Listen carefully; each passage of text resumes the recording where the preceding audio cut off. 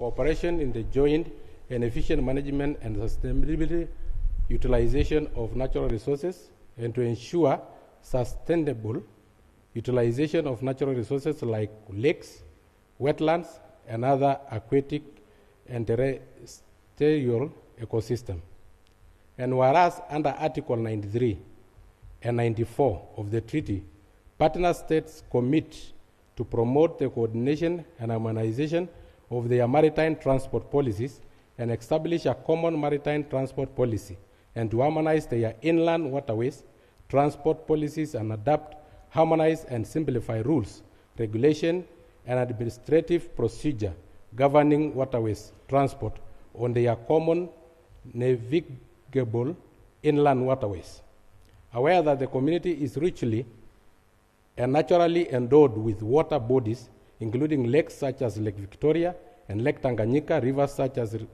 the Nile River, and underground water, in addition to a vast coastline with unique potential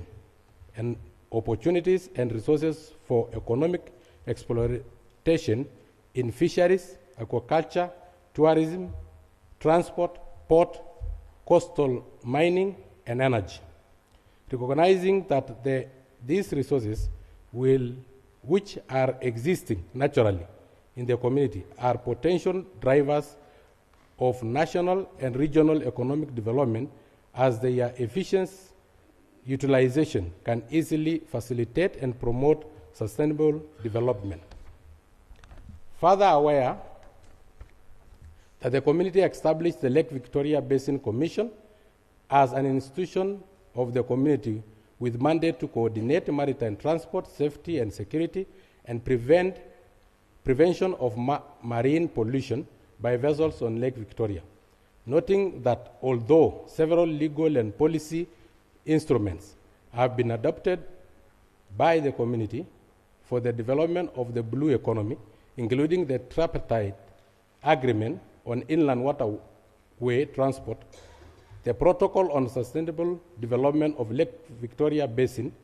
the Lake Victoria Transport Act, and the East African Community Blue Economy Strategy, the community has not fully tapped into the potential of the blue economy as a driver for sustainable development. Concerned that despite the development of several key legal and policy instruments, the programs adopted and implemented by the community have not leveraged the abundance of the natural endowments and resources of the community, or created the impact required to trigger sustainable development and economic growth of the partner states. Concerned that the marine transport in the community faces several challenges, including inadequate infrastructure such as port facility, navigation aids, which can hinder the efficiency of transport on lake and rivers within the region. Further concerned that although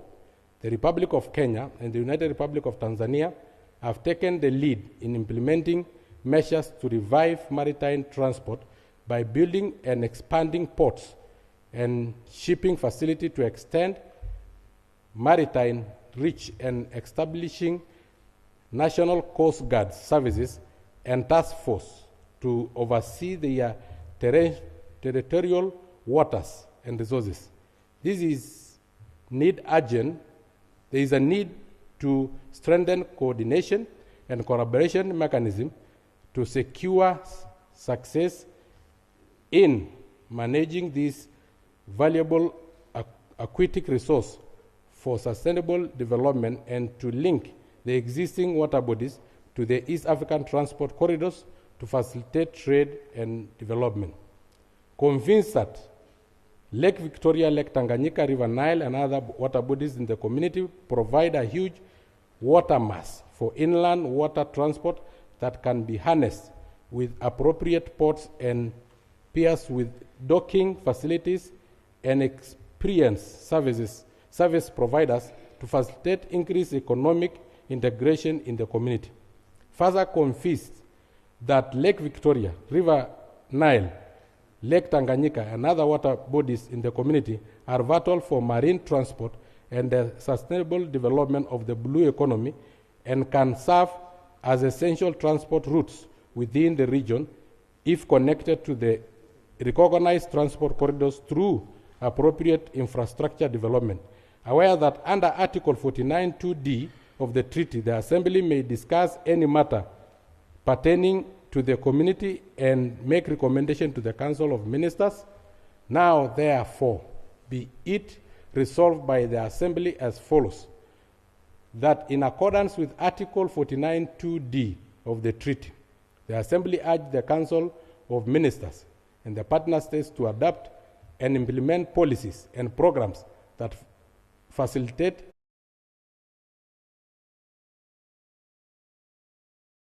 of the blue economy by